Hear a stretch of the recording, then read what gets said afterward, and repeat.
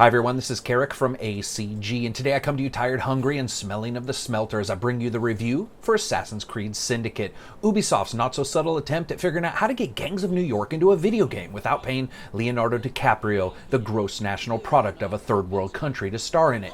You play as Evie and Jacob, siblings with a penchant for pointy-ended metal stabbery. You go through the world slicing, dicing, cutting, kicking, slamming, stabbing, and shooting your way to peace.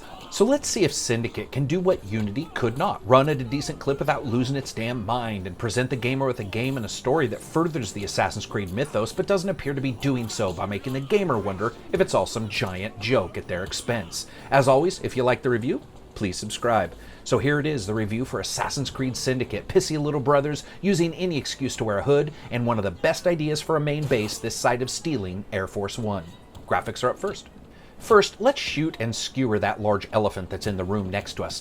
The pop-in is dramatically reduced from Unity and instead is more in line with the fade-in that most other games simply present. Syndicate might not look as crisp as Unity because it is lacking the baked-in lighting that the previous title had, but it holds up its own in the frame rate department and the dynamic lighting department, and all the while not having near as many of the visually defining moments of mental vivisection that occurred during Unity's brief bouts of complete insanity. Syndicate just looks good, but in a different way, and for many, it may arguably be a better way. Ubisoft has traded that nicer looking but completely lacking in dynamics lighting of Unity and moved to a day-night cycle in Syndicate, meaning less flash and detail in the global lighting, but more varied environments and changes in locales.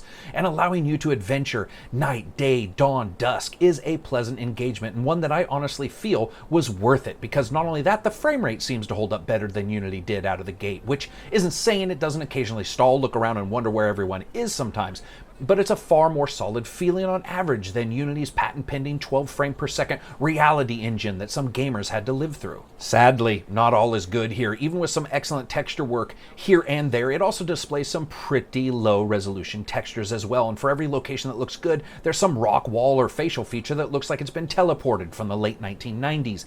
Characters almost all look amazing though, and once again historical figures, most of them having various mental oddities, show up to keep the twins running around London doing stuff like investigating haunted houses and breaking people out of prison. All throughout Syndicate, there are a good deal of little graphical touches here and there as well, and of particular note are things like the fighting engine improvements and animation, which deals out beatdowns that are both brutally basic and yet sinisterly superb, lending an excellent feel to moves that should have names like Into the Line. You're probably going to need that, and nope.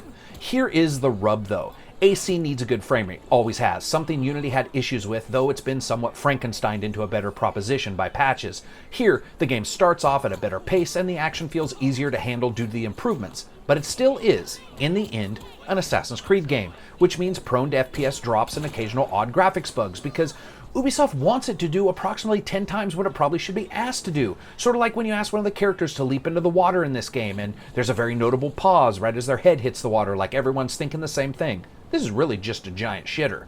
I'd say good, but not great, and some will feel the trade-off in illumination and fidelity is not worth a slightly more solid frame rate and dynamic gameplay cycle, and I get that.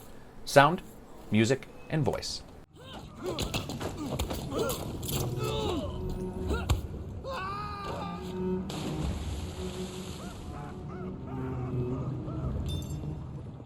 Your prayers are in order.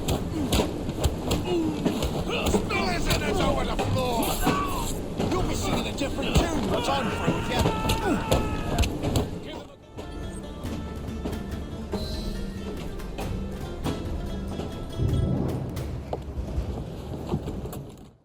As always, sound is up first. You know, it's so odd hearing all the machines and steam engines in an Assassin's Creed game, but here they are, and it's done well, from the smelting pots of the child labor factories to the ring of glasses coming out of a pub around the corner. It's all handled fairly well, and the mixing is good, informing the gamer, for the most part, of enemies outside their view getting ready to attack. All in all, pretty good sound mixing, and I was really happy with it. Music. Now, this is most definitely different than AC games in the past, and that's both due to the game's location and its musical stylings, but also the artist, Austin Wintory, who is probably best known for Journey. Filled with lots of moments of negative space, the music gets going when it needs to, eliciting an emotional connection with the various racial lines that live in London in the late 1860s. Here we have big band pieces, large orchestra-style music, really living right next to more ambient style that, in a couple of ways, just really reminded me of a Michael Mann movie, especially some of the menus new music. And then it jumps into traditional styles depending on locations and activities, all with very little pause or preamble, but with an incredible dedication to care and dexterity, so it never ever feels jarring. It's a diverse piece, and one that has a less cohesive feel than past AC Creed games. However, it's more interesting, especially as there are good stretches with no music, letting the world sort of seep into those silent cracks before a track begins. I love it, it's unique, and the use of negative space within sound is awesome. Voice. Honestly, I'm pretty sure I like this voice cast more than any previous AC game. From Alexander Bell to the main characters Jacob and Evie, everything is handled in a very lived-in way without undue emotional peaks from someone overacting. Every character is improved by their voice actor instead of being brought down by them, and though you do hear repeats of the same lines while in streets or engaging in sword-displaying heroics, it honestly rarely got old. In my opinion, excellent voice acting throughout. Gameplay. Now, first off, Syndicate is the first AC game to allow switching between main characters, and though major missions are usually one or the other, all the exploring content and side missions can be done with whichever character you want, and they don't share skills and the like, meaning you can truly play them uniquely and upgrade them accordingly. Major kudos, it really added something to the game. Now, while Evie is a testament to patience and thought-out planning, Jacob thinks that bravery is spelled screw you, and is a constant reminder that little brother syndrome is a very real thing. That being said, the two work off one another wonderfully without the whole massive drama some games would put into this. Instead, it's far more subtle with little arguments here and there that builds up, but it builds up with far more grace and subtlety than one would ever expect. This lends an authenticity to the typical Brotherhood versus Templar mentality the past titles have pushed, and like Rogue, tries to shake it up a little bit, though with less world-ending significance, and more infighting without the Game of Thrones dramatics. Evie and Jacob go to London, both with different ideas on how to break Templar control. Evie wants to find a piece of Eden, using its magical power to help Harry Potter her version of Hogwarts, while Jacob wants to put foot to ball, removing both the enemies and their breeding ability from the power equation. Luckily, all the side content in Syndicate is far more connected with the main story, and this is easily the most cohesively laid out AC game in my experience. To move the story along, you need to break across, run across, stab across, and basically take control of 6 massive boroughs of London, doing your thing and stabbing enemies until everyone ends up wearing cast iron stoves around their guts or joining your cause, because being dead sorta sucks. Fight Club? Yep, check. Racing carriages around in ill-mannered races, killing countless civilians? Check. Saving children from child slavery, only then to use them in your own evil spying devices, putting them in even more instant danger? Checkity check check. It's all suitably Assassin's Creed, which means the bits of the story rarely make sense compared to the crunchy outer shell, but at least now they all sort of tie into one another. All the while doing this, you're going to be fighting the henchmen of London and their assorted baddies. And this is actually where the game has both its best and worst parts. Sadly, enemy gang members have the equivalent of Superman vision, and they can not only see you from a good distance away, but will mess up a good number of missions as well, sometimes ending up in buildings that they were not really supposed to be in. For example, I was supposed to take this bad guy to the jail. No problem. I get him and I go into the jail, which is filled to the fucking brim with red-shirted bad guys. It's a sinister sea of sameness with a mix of bald guys, chicks with guns, and some clone army of level 1 dudes. Once they start seeing me, all hell breaks loose and I lose the bounty. I get attacked by cops because defending yourself was always illegal in 1800s London, and end up having to redo that mission 6 damn times before success. Also, since enemies are leveled now, it does hamper that free-form movement of past titles. Enter into an area with bad guys higher level than you, and, well, if you've ever played WoW and watched an enemy laugh at you when your highest powered strikes barely do anything, think that. But these enemies look just like the other enemies, but somehow have 9s above their heads instead of 7s, and you get the picture. To take down bad guys, as long as they're anywhere near your level, you have to have some cool new toys. Already mentioned is the carriage, which you can run over almost anybody with. Also, you have the rope launcher, which is a spectacularly mundane name for a weapon that's half get out of jail free card and half tightrope walker's nightmare. It can be used to get out of a jam in a hurry, but it can also be used to stealthily infiltrate locations that in the past and in other games had you circling around on the building's roofs, peeping Tom style, trying to find that one hidden ledge the developers had placed just right. It's a wonderful addition to gameplay and changes the way the game is delivered in many ways, including stealth, taking over boroughs and locations, and assassinations. It absolutely makes Syndicate sing when it comes to interesting situations. At around this time, it also makes you sit up and scratch your head, because here is Evie and Jacob with a game-changing ability, and the enemies are leveled, meaning some random dude spawned in via programming spreadsheet can put your awesome assassination attempts to a stop, not because he's better than you or more armored, but because he's a random higher level. Now, one big change to the combat is the AI. Enemies have really finally figured out that teamwork means attacking the bad guy, which is you, in groups, and it results in far less conga line of death and for more victory on their part. Enemies regularly leap in at you in groups, requiring use of the dodge button and spacing yourself out strategically. Additionally, it just feels faster and far more responsive with combos, break combos, and stuns. They answer your button request at a much quicker tempo than prior games. Excellent additions throughout, and for me, a return to the fun that has been missing in many of the past games. I'm pretty sure smashing enemies with one of my various cane swords, and then kicking his friend in the balls, and then dodging an enemy, and then using that quick rope launcher to escape as bad guys shoot at me will probably never get old.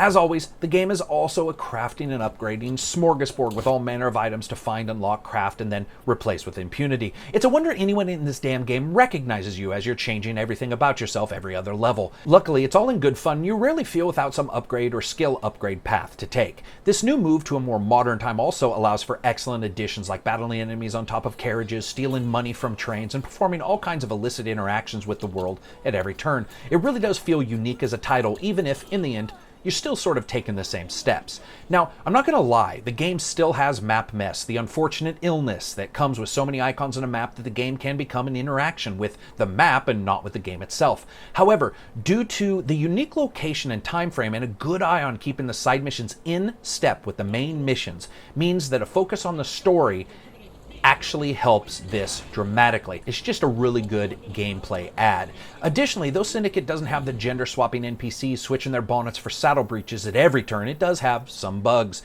including the fact that the game hates any kind of hibernate mode on the Xbox One. I came back after an all-night stay and Syndicate promptly lost its own damn mind, with loads not working, characters running circles, and sound not outputting. Now, this isn't an issue in any other title, so that surprised me, and a reboot fixed some of those issues, but not all. And a warning here, some missions are just going to be buggier than others. That being said, the massive wave of terribleness that was Unity's original status does not show up here, and though Ubisoft continues to ask more of this game engine, it seems to be able to handle that strain for far longer doses. Fun factor.